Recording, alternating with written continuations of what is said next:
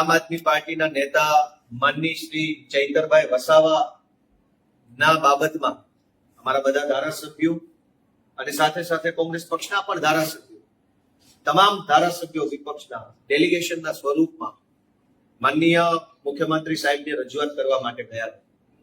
અમારી આમ આદમી પાર્ટીની મુખ્ય રજૂઆત એ હતી કે ચૈતરભાઈ વસાવા જે રીતે ગુજરાતના યુવાનો અને આદિવાસી સમાજ માટે લડાઈ લડે છે, આદિવાસી સમાજના નાનામાં નાના પ્રશ્નો બાબતે બહુ મજબૂતીથી રજૂઆત કરે છે, અવાજ ઉઠાવે છે, સંઘર્ષ કરે છે અને એના કારણે આદિવાસી સમાજને ખૂબ મોટો ફાયદો થયો છે.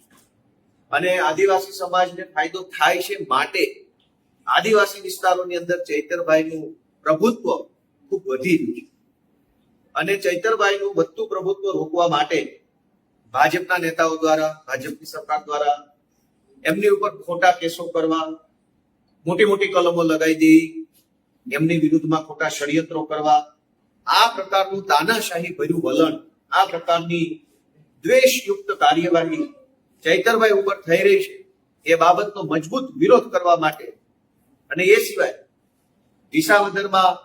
વિસાવદર પોલીસ સ્ટેશનમાં મારી સામે પોલીસે જે વર્તન કર્યું એ ધારાસભ્યના વિશેષાધિકારની વિરુદ્ધનું વર્તન હતું.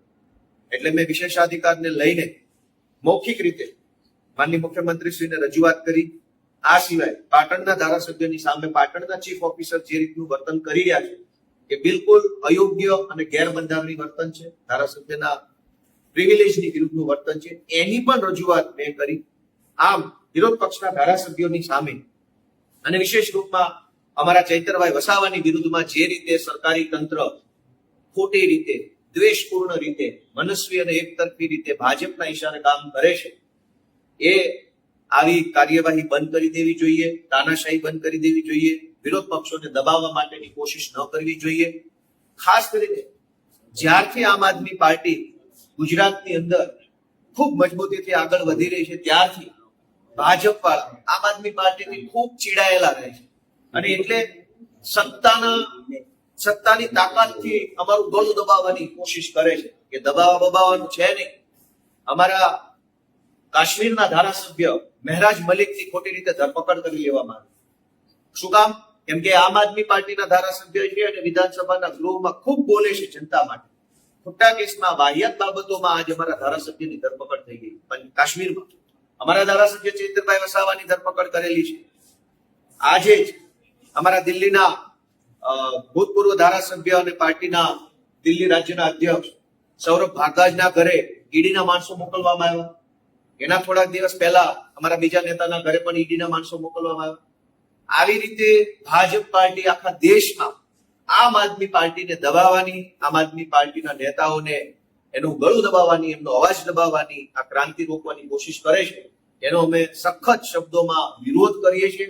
આ દમ દાટી અને દંડાવાળી સરકાર તમે દીવાવાળા માણસો, અમે તમારી ઈડી, પીડી, સીડી જે કાંઈ હશે એ ચેલેન્જને સ્વીકારી લઈશું, એ પડકારોને પણ ઝીલી લઈશું અને પડકારો ઝીલીને આગળ વધશું.